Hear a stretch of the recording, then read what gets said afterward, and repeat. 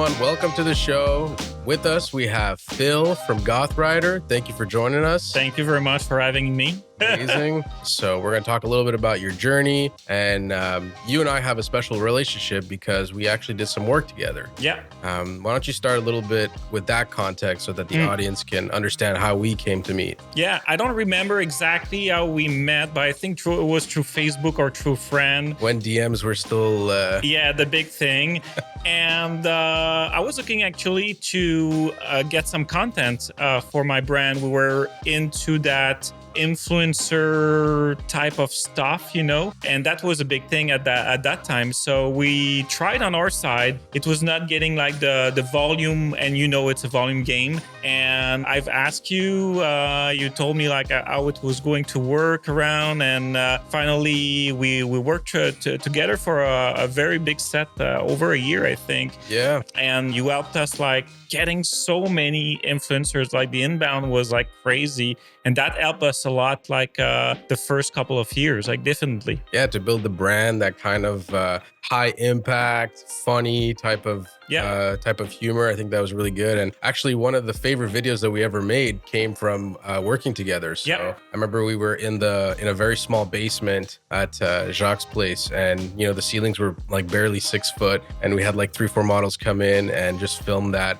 video. I think it got like a few million views with through the ads. I still have some of those screenshots. Yeah. But yeah, it was a great time. So thank you for coming. Tell me a little bit about like Phil. Who's Phil? Oh, that's a good question. I think like Phil is everywhere at the same time. I think that's how my mind goes. And it's a lot about like creativity, and putting stuff out. And it's always been like that, since I was young. I was doing everything in school. I was doing theater. I was doing radio. I was doing sports. I was like overwhelming myself, and I think that didn't change so much. A bit better, I would say. I have like better structure, but that has always been that. And the other thing is the creativity side. I always wanted like to do creative stuff. I've been like in music industry for so long also, so that's part of me as well, like always working on new stuff, things that I'm hyped about, really hyped about. So that's pretty much me actually. Like That's great. So if your mother was in this room with us, how would she describe you? I think like a creative and thoughtful person, because that's the thing. I think that she knows how I can go like in a very crazy way, but also I have like something that sometimes retain myself, and have like that kind of structure, So that's the thing, and that's why also I like business, and I like also to hang out with other artists and things like that, because I find myself in both worlds, Yeah, that's interesting you say that, because some of the influencers that you've worked with for the brand, I feel like you've gotten quite close to, and there's become more than just like a transactional relationship. Yeah, exactly. And I highly believe in relationship as well. So I think that sometimes you have to put relationship first, then after business, because relationship lasts forever. Business can go here and there, up and down, but relationship, this is what will follow you for the rest of your life, That's what I think of. Yeah. No, that's great. And do you think you have a little bit of undiagnosed ADD? Oh, for sure. That's for sure. Even like my wife tells me, is like, and she's my rock at the same time, because that's what happens, and I put myself in a place where I have to talk to her, because if I don't talk to her, I know that if I go along myself, I will do like crazy shit. So I have to tell her, so I make sure like she's gonna hang me. So I'm sure I'm not going to do like, stupid stuff, That's great. So she's a big supporter. How does that dynamic work? Is there, tell me about that. Yeah, my wife, she's more Cartesian, if we can say that. She's more like to the ground, but she knows and believes in what I do, and even if sometimes it's hard, she's still really like supportive. But she will tell me the truth right in my face. When something doesn't make sense, she will tell me, and I highly respect that and try to follow as much as or I always have like, like those two angels, like I have one that wants to do the opposite, or I feel like it's like that, so that's a very good thing, because I know how I would be and how I've been also in the past, so yeah. It's amazing. And you have a beautiful family. I believe you have 2 daughters, right? Yeah, exactly, 2 daughters. Yeah. So the brand has gone through a lot of transformations over the years. You want to tell us a little bit about that? Yeah, sure. So basically the brand came by accident in 2015. I was doing drop shipping. I had about 10 stores running. It was like crazy high at that time. Drop shipping was the gold rush back in 2000, I would say, between 13 and 15. And that's really where I got it. Got into t-shirt first business. And then starting drop shipping jewelry, accessories from China.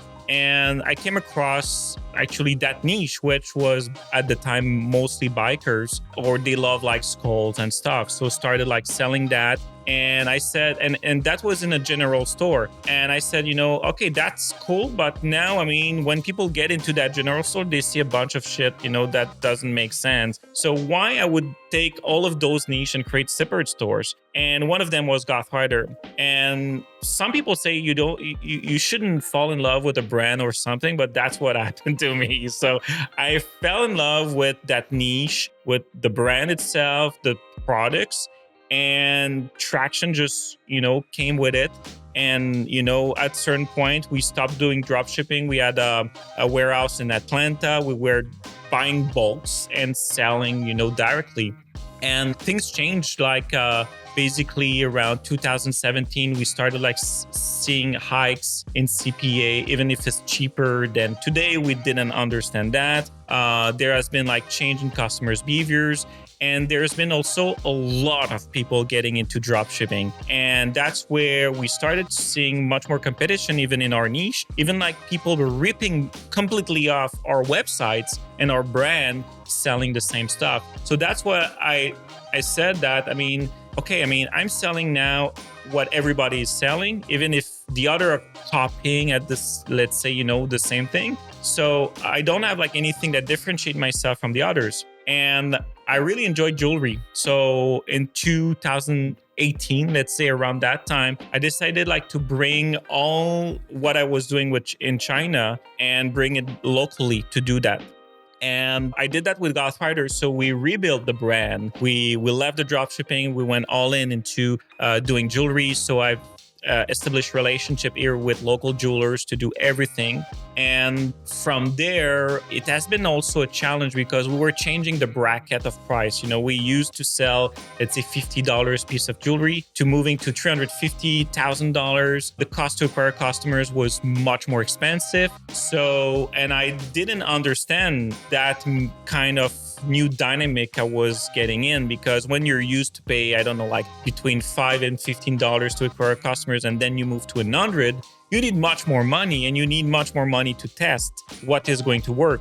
So we were not able to scale as much. And during that time, I was already thinking, I need a consumable product. I need repeat business. Jewelry is not repeatable. It's very hard to get, you're going to sell one ring $1,000 and it might take 2 years before you see someone, Even at a certain point, we were selling engagement rings with skulls and all this kind of thing. It was good. We're selling also on Etsy and all that, but there was no traction. The traction was not enough good. Even if people love the product, because of the price, it was very hard. So starting doing research with my customer base and figure out there was 3 things that were coming back.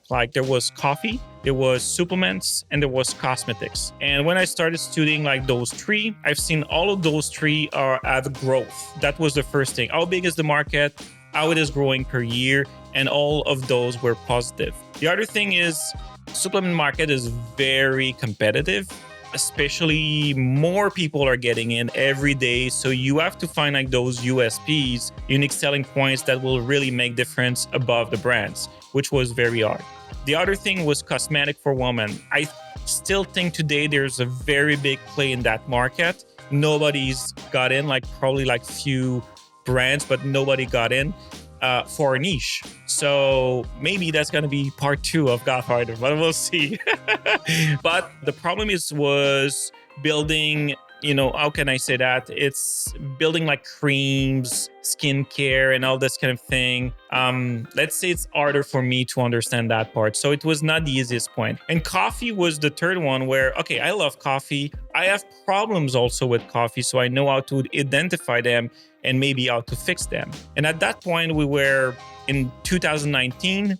I was already consulting for a coffee brand. 2020 came, the COVID happens, and sales start, just drawing because people stopped spending on jewelry. So I went to the brand I was consulting and I said, there's something maybe we can do. I already have the data to back that and all this kind of thing. I said, yes. So in like 6 weeks, we did a full rebranding of Gothrider, putting the emphasis on the coffee with one SKU. We only had like gasoline that we have today. And the origin of gasoline actually was something that is strong, that is good, that has low acid, not too much bitterness. Because that was the thing we were feeling, that people had always issues, and it was creating also stomach issues as well. People even like with Crohn's disease or bad acidity, when they were drinking too much coffee, they had like bad reflux and all this kind of thing. So we have to come up with a special recipe with special beans that will help us to fix that issues. And with a lot of research with our partner at that time, we found the right roasting, the right origins, and everything that could basically help people. And in the span of a couple of months, we started selling tons of coffee, and that changed the whole thing. I said, okay, I have now found a niche that works with a product that works, and there's couple of people that are doing the same, but we're, I think, unique in the way we market it now. So that's where it is, where it is coming. You got a full story now. Yeah, no, it's a great timeline. It's a great timeline. So you have a really great community as well for the brand. If you had to describe them in one word, what would that be? I would say the community is loyal. And that's one thing I found out about also pre-coffee. That community with the products we were selling were very loyal to the brands or the products they were buying or the niche they are. It's not, these people are living much more in terms in the world of themselves that has all this component, while others like big brands, there's nothing that is very defined. It's super, super broad, and even like in the coffee, nobody is attached to a coffee. Most of the time they're attached to a price, so building a community that is already loyal for what they're doing in their life without our products, let's say, that now have a product that resonate with them, it changed everything. So what's the craziest story that you've had happen inside the community? The craziest thing I think that happened recently is we did a tasting at the tattoo shop and someone decided to tattoo Gothrider with a special design. We did the tattoo artist. So he did that on his leg. Really? And I think that's probably the craziest thing right now. And that's how you feel. You say, okay, now you have someone that has tattooed the brand. I don't even have a tattoo of my brand on me. So imagine, this is crazy, I think. That's great. That's great. Yeah. And you've done a lot of cool things with the community over the time. Like I remember you did like a chest, right? There was a surprise chest. Yeah. Tell us a little bit about those kind of like one-off things to keep the community engaged. Yeah. So one thing I came early in the process, I found out that there was a subculture to coffee, which are mug collectors. So there's people that are collecting mugs, like crazy handmade mugs and all this kind of thing. And they are going to pay like crazy price to get it. And they're always like, those mugs are numbered or signed by the artist, limited edition and all this kind of thing. So I said like, okay, so there's in this community also a factor that people love like limited edition products or love the mystery or love, collectors or things like that, collecting stuff. So I said, okay, I'm going to start doing like a chest or a box with mystery items from Gothrider that we have and exclusive things that is not even available on the site. And we did one, we did two, and each time we reach our goals, I said, okay, there's definitely something that goes with that. And then after we start doing our own mugs, also like on our own pottery mugs, limited edition, same thing, 300 and 100.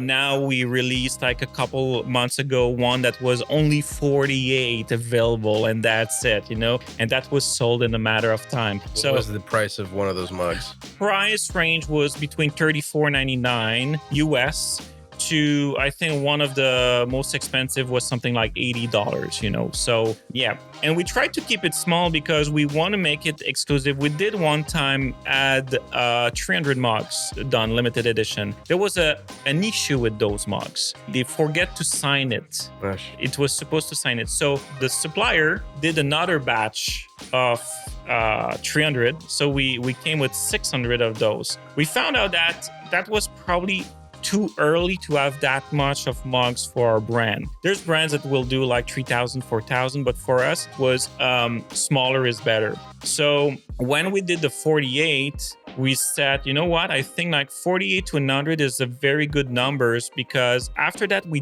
don't do any more the same thing. We can use the same crest, but it will be a new design mug, which would make much more sense and in terms of value. We even found after that some people were buying those mugs and selling it to eBay for twice the price. I was like, what the heck, That's crazy, like getting your own products resold on the market for collectors. And that's where that doubled down in terms of the loyalty, appreciation of the brand, and as well, like there's a collector factor. So we're working on new products with limited edition, like limited edition Zippos, challenge coins, and other things like that will come up later this year that have like that uniqueness factor in collectible items. Yeah. Super cool. And you're also in a ton of IGAs. Yes, absolutely. So last year, it was a pretty big, difficult year for us. We had issues on the supply chains. There was like a bunch of stuff that came in, like increase of cost to acquire customers. So we had a bad year globally, but at the same time, we were negotiating a distribution deal to get into retails, and that happened really at the right time for us. And that helped us to overcome the issue we had and to get in about like 200 stores, like within like 6 months, that changed the whole game for us. Like really, that helped a lot. And also one thing we found is helped the online sales as well. Both online sales help the retails and vice versa. So this year, now we're like in IGAs, Jean Coutu, name it, like smaller like convenience stores, almost everywhere now in Quebec. There's like some spot we need to have at least one retailer, something that we're working on. And this summer we'll add 100 new retailers, so we'll be in 300 retailers probably at the beginning of September. Yeah. So and the focus is just to get probably up to 600 in Quebec, and then start developing the rest of Canada into retails. But the big play definitely for coffee is retail, because most of people still doing their groceries. I mean, when you're going to your groceries, you take everything. You take the coffee, and it's much more convenient when you think about that than buying the coffee online, which you have to wait like 2-3 days and all this kind of thing. And that's one thing we got like as feedback from customers, like, okay, we really love and enjoy your coffee, but sometimes it takes a bit of time, We work like the past 3 months a lot on the supply chains to improve that. It's going to be hard to be faster than Amazon anyway, So, and even if you're on Amazon, it's going to be hard to be faster than just taking your car and getting to the grocery. And that's what happened with coffee. Exactly. Retail's not going anywhere. Yeah, exactly. No, coffee, retail is there to stay for sure. Yeah. That's interesting. And how have you found ways to get like the coffee purchaser from the retail all the way to online, right? Because when they purchase retail, they don't give an email. They don't, how have you bridged that gap? I would say like mostly now we found that most of the customers that are buying from retail were at the start. Now probably it's changing, but at the start was already customers of us that told us, hey, we bought you now from retail, and from now on we will buy only from retail because it's much more convenient for us. Now, how to track that, let's say, out of that scope. It's very, very, very hard. We're starting testing technologies to help us. So for sure, you have like the traditional QR code technology. We have stands with coffee so people can scan it. And we have like giveaways and things like that. So we know if they bought or not. The other thing is there's a wallet pass technology that is called Novel that we're trying. Novel as geo-lock. So how it is working, it's like the traditional wallet pass for your card inside an Apple wallet or a Google wallet. We push people to download it when they make their first purchase, or when we send an email, or even like from a giveaway or anything like that, we try to push people to get that. Then what is happening is when they get near a retailer, they get a notification of geolocation notification that we are there at that place where you can buy. This gives us a signal. Now, we don't know again yet if it completes a transaction. But what is coming with Novel is they are going to be able very soon to get in those database of retailers where when there's a purchase and you use the card, you're going to see, okay, this person, like a SIM card or, any air miles, you show your card. This is going to be like possible very soon. So by doing that, customers will redeem cashback or points or anything like that. And that's going to help us to amplify the data we have if they're online or not. It's very... it's getting there. It's not there yet, but it's getting there. And I think within probably a year or not, it's going to be something that any kind of online retail brands will be able to use it very easily. That's going to change the game for sure, because it's impossible to get the data from retailers. Impossible, So either because they don't want it, either because they don't have it, they don't have a system to manage that data. So that's where it is. Yeah. That's great. You're kind of like the liquid death of coffee. I mean, thank you. Because I really like what they do, like Liquid Death are doing with water. We're not the first. I always like to say that. I mean, precursor was Deadwish in that trend. They did a fantastic job. I think the market is big, even if I would say Deadwish market and our market is quite different for a lot of reasons. But they were the first to niche down, I think, a product in the coffee category that appeals to a specific group of people. What we did is we have expanded as well that, first of all, for the Canadian market, because there was no one that was doing that. And also, I think we're much broader in terms of our mission as well. Our mission is really to empower people to do things like crazy as entrepreneur, but also as people in sports or people about themselves, also their personality, how they want to empower it to change the world. That's really our mission, Express themselves how they are, and there's no limit in that, and in a badass way. That's the thing. So that's our core. And I think because I'm a marketing brand guy, I will always admire other brands that are doing great. I'm not there for the competition, even if it's cool to see how those brands are moving fast. Like Liquid Death is crazy how fast, but they have the structure, the money for sure, And this comes, from a mix from relationships and things like that. We're smaller, one business. I would say we're more family business, and we grow as we are. As the cash comes in. As the cash comes in, it's a marathon. I used to think as a race, as a sprint. And I think that was a very big mistake also, because when you look at brands globally, any brands that went fast and didn't sustain their growth, they had very big thing, didn't sustain the growth in time, not in money, we forgot about them. While others that have been there forever, even if they haven't been big, we still remember them.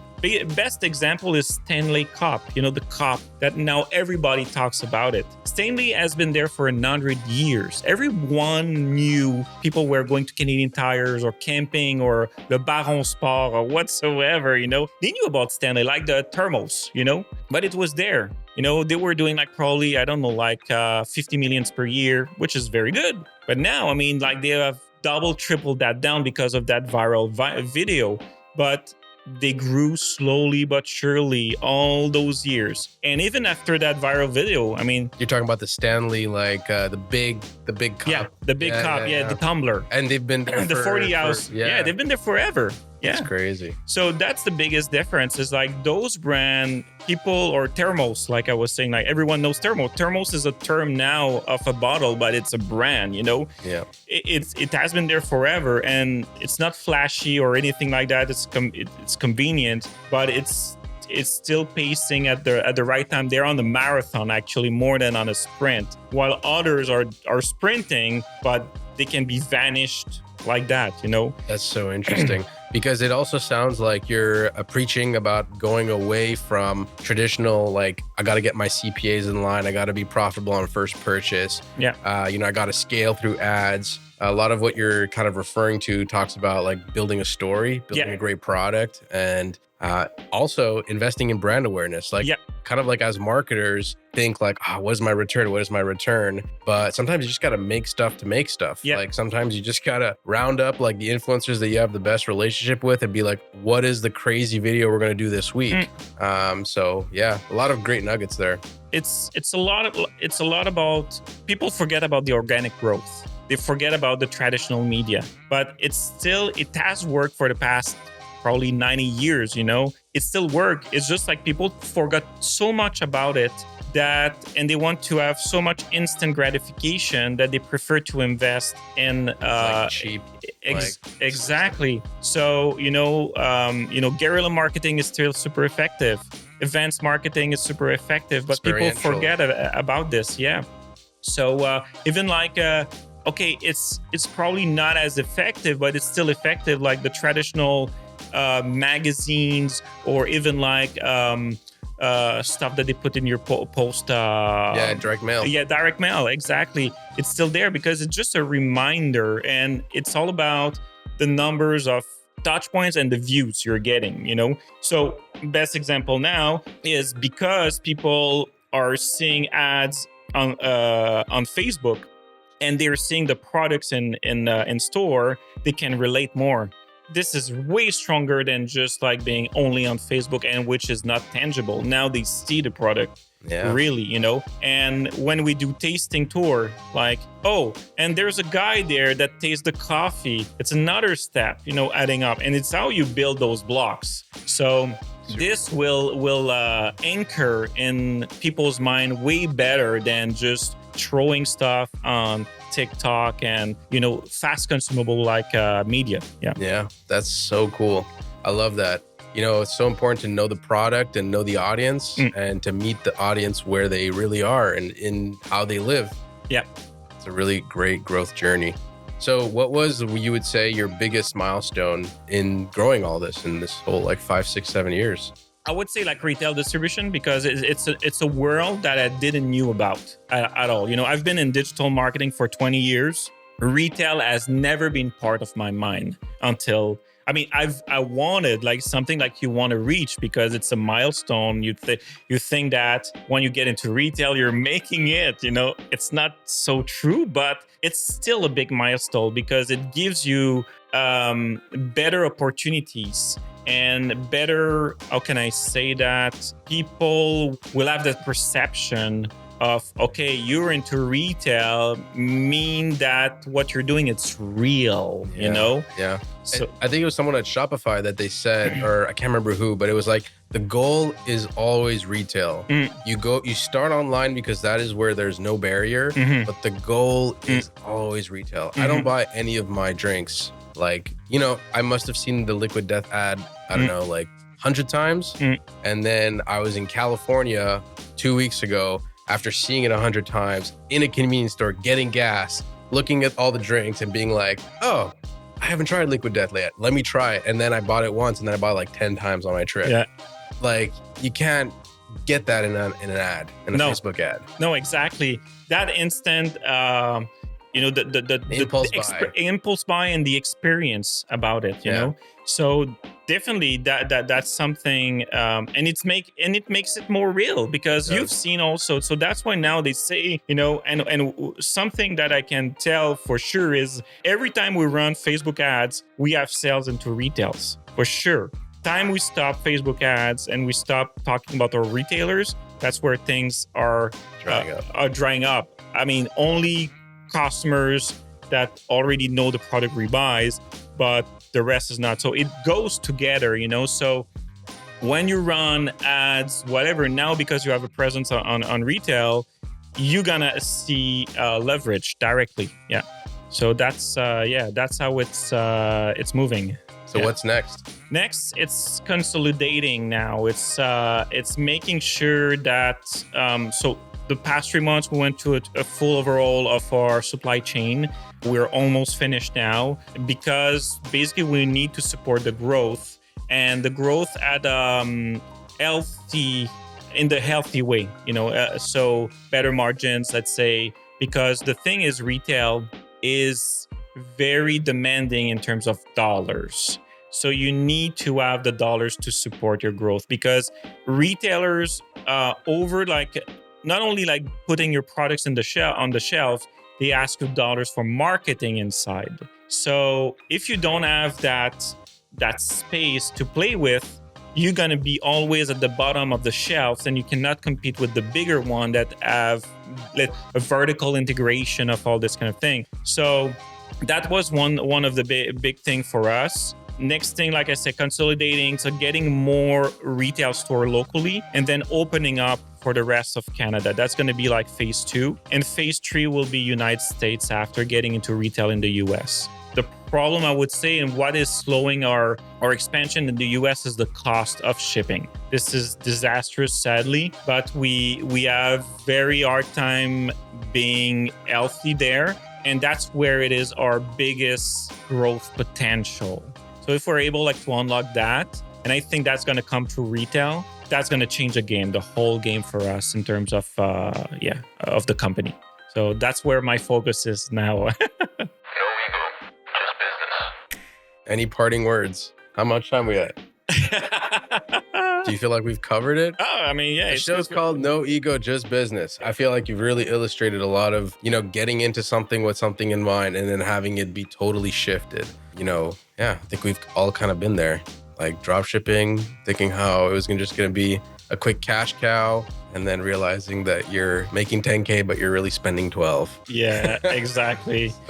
And I think it's about trying stuff. Yeah. I think until you haven't tried as much stuff as you can, you don't know what is going to work for you. And that's funny, because I was listening to another podcast earlier, and the guy was saying we're so hard on ourselves because of the fear of failure. But it's not a failure, it's like going through experiences that some are harder than others. And if it doesn't work, and that's it, you switch to the next, you try again. And one time there's going to be something that sticks. And it's exactly like dropshipping, actually. You test a bunch of products, you throw it at the wall, you see which one is sticking. And at a certain point, you will see, okay, there's a fit with that, let's say that shell or that brand. And then after, which products inside will resonate more, will work more. And then, okay, now I see a fit. Let's dig down. And yes, there's going to be a bunch of challenges going down the road. But once you find what makes you wake up and having fun every day, you just stick to it until you make it work, and you're happy after. I think so. Yeah. But that's what I think. Is that what you think your future self would have told you if you could go back in time? Maybe. What do you think future Phil's going to look like? How do you think he's going to be? Future Phil, I don't know yet, but I can tell you that I have so many ideas that this is going to be the last idea or the last project that I have to do. I'm going to bring it, I think, to a certain point, and I will need for myself and my brand and my health to move to something else that will probably get me to that next level that I'm looking for, So it's same thing as building blocks, like I say, you're gonna fail, you're gonna have wins. And after that, you want to try the next level, get to the next level. And what is the next level, That's so interesting. Hormozy says, I think it's Hormozy, that we have like 7 good swings, or I think maybe it was Alex Becker. Something like every swing takes about 3 to 7 years. Right. But in your life, you maybe only have 5 or 6, considering health and energy. So, tell us a little bit about that. You're kind of sounding like this will be the last project. What would you be looking for? What would be the ideal next project? I don't know yet, but I mean, I love a lot branding. So it has to be tied to something again that resonates in that. I love softwares also. So softwares as a service is something I've been looking for. And I think I have a good understanding of that. But, again, the problem is I'm not naive as I was, which makes me more fearful of getting into something that I don't know versus D2C or branding or products. I have better knowledge now. So the question is, why wasting all that knowledge and just bring something better? And why I would jump into a new thing that I don't have so much idea. I have a good understanding, but not as profound as, let's say, D2C. So that's what is like battling. Yeah. Tell me, how old are you, if you don't mind me asking? I'm 45 now. You're 45. Yeah. So tell me a little bit about like getting older as an entrepreneur. Like, how old were you when you first kind of got in the game? I was very young. I was like probably 18 or 19, my first business. So you're 27 years into it. Yeah, I'm 27 years into it. Yeah. So describe me like young Phil, like 18-year-old Phil. Oh, 18 years old Phil was like, first of all, I love music. So I wanted to start my own studio. So that was the first thing I did. So starting my own music studio, jumped into it, didn't work out the way I thought. I decided to be a full-time DJ, so which I've been like for a while. I feel like we've all had that little bit of a career there. Yeah, exactly. And then found finally a partner that we were like complementary. Was a guy on the event industry, and I was more the guy in the background, and that worked pretty much. Are you still friends today? Yeah, we're still friends. Yeah. And the thing about that is that studio worked a bit better than the first. Why do you think that is? I think that it was more about the marketing at that point. We were better marketers. He was a very good marketer, and I've learned also a lot from him. And also I had the better understanding of the industry at that time. But you see, the industry at that point in 2002, 2003 was evolving, was changing. A lot of people now at that point were moving to home-based studio. So you had a lot of, home-based, getting artists paid. So that made us becoming more affordable. Exactly. Being democratized. It's being democratized, and it was not the best time to get in actually, but we went in, we ran a while, and but we had to make a switch fast, so that's where we opened internet radio.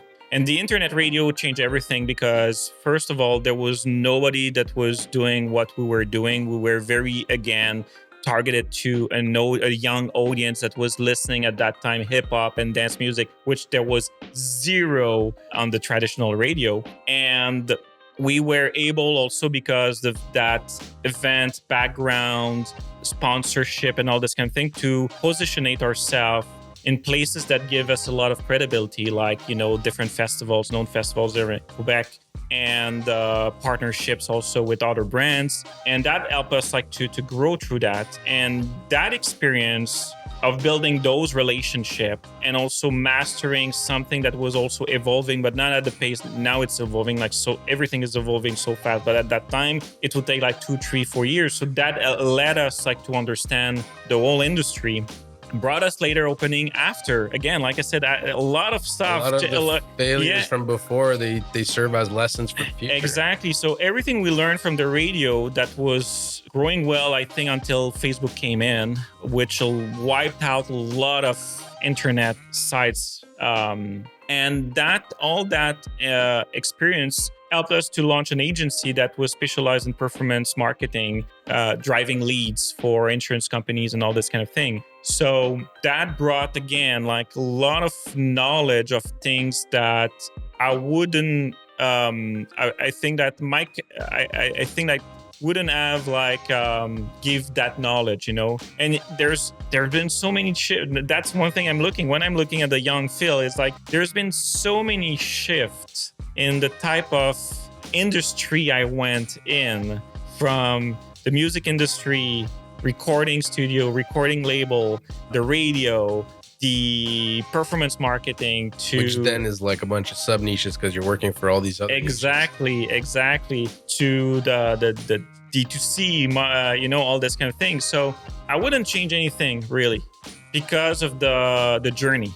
They say you learn through the journey, but the journey was. And what I would have done, like spending like 5 years in school learning marketing while I was my end into it, And that's funny because yesterday I was talking to a teacher of university that they're developing a new program for their marketing student, and I said, and that's the point. Like, we're developing something that will be approved and put live for their student, like probably in 2 years. Like I said, It'll be in 2 years, by then. Exactly. And that's one thing that we found out, like by hiring interns while we had the agency, is like they're goodwill, good people, good young. They want to learn, but when they were coming in, we had to re-educate them. Yes. That's so funny you say that, because I actually had the chance to go to university for that, and one of the things was like we were studying case studies, and at the time I just remember it just like shocked me so much. It was a case study about Twitter, about how Twitter was dying,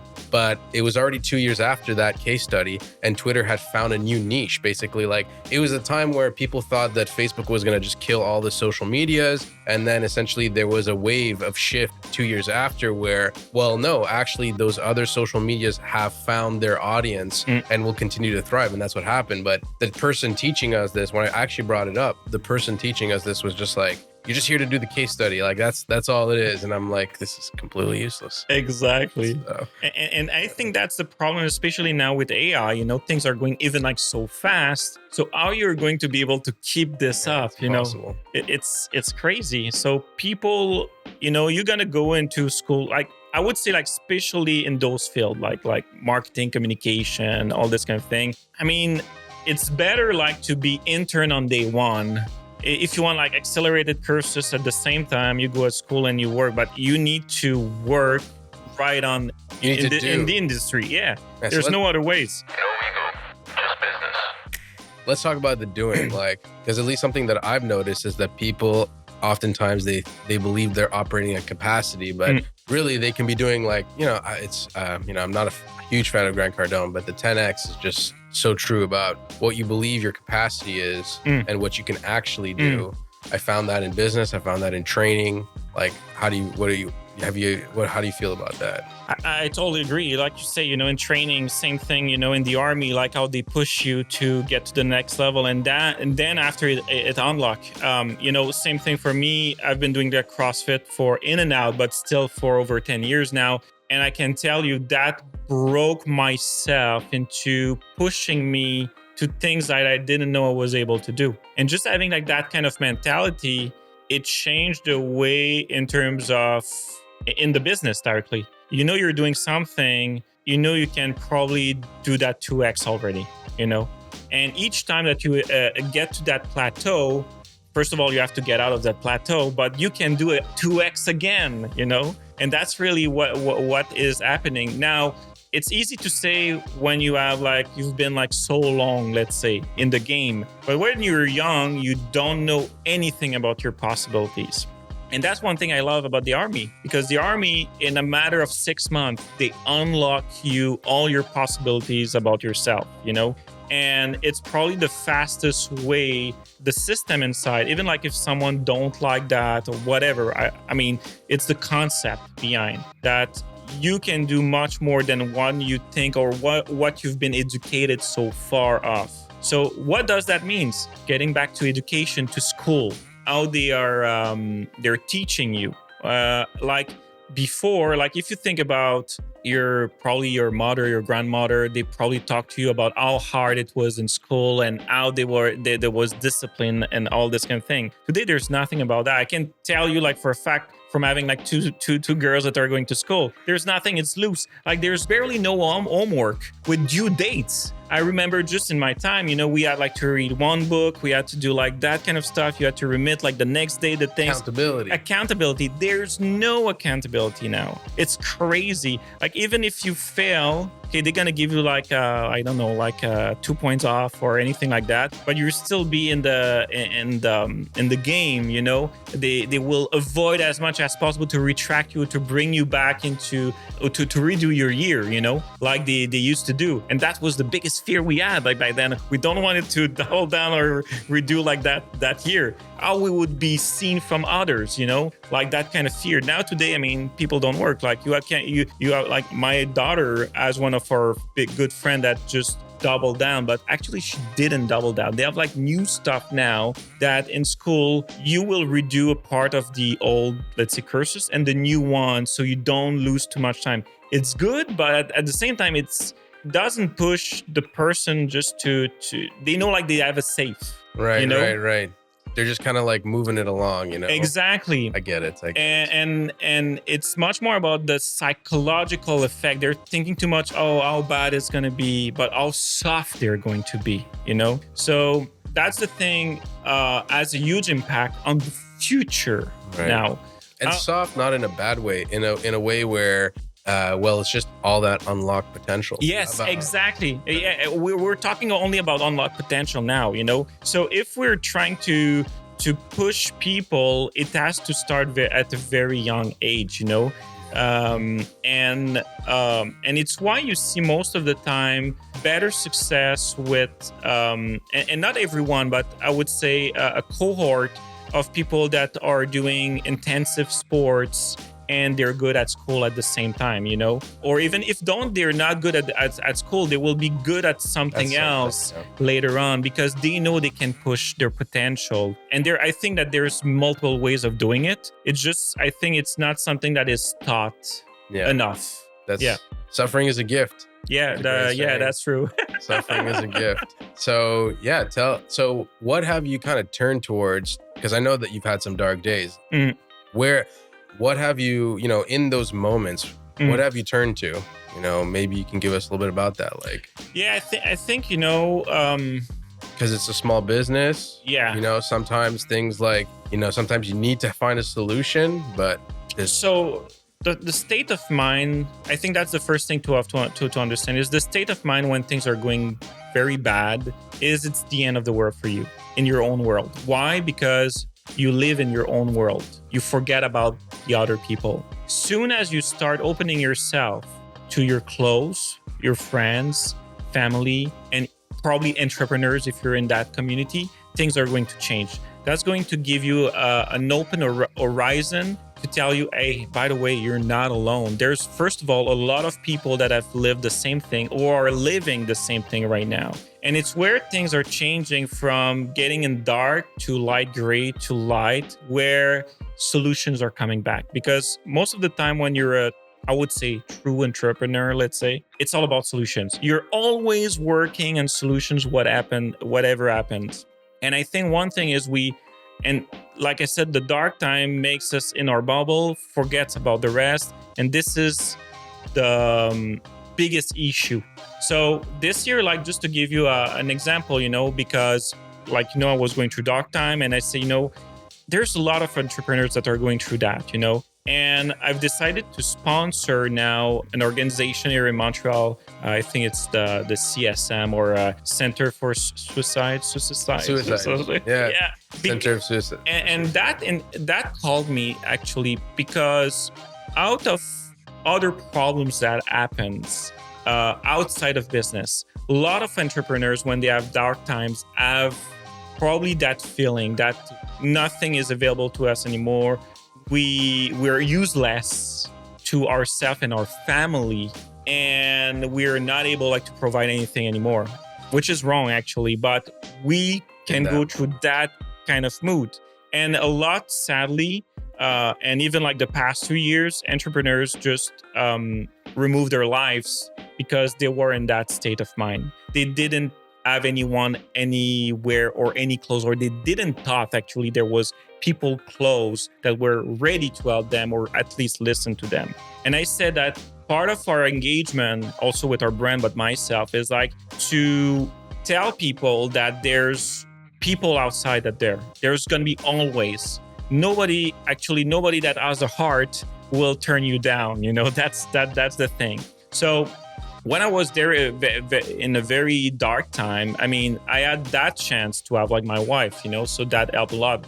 I had my family, my mother, my sister, and I'm blessed for that. But it's not everyone that has that, So the thing about that is after that period of my close acquaintance, if we can say, I started to open myself to the social media. And that's where I started to have calls. I said like no ego, actually, no shame. I mean, I'm a human at the end, and that's it. So, and that's where I started like to have like calls from friends. I mean, or from people, even the people that didn't know me personally, reach out and tell me, Phil, what I can do. Is there anything I can help you? Is there anything that I might not have like, let's say, physical things to help you, but I'm there like to listen. Just to listen makes a big change, And even like going through our old restructuration of the business, we had to make like very bold move. So I had like people helping me there, like to understand, what those moves can have impact on my life, on everything, And that's where things are changing because you see, I mean, the world is actually made of solutions. There's always like something out there. You just need to open yourself to that, And sadly, some people reject that as well.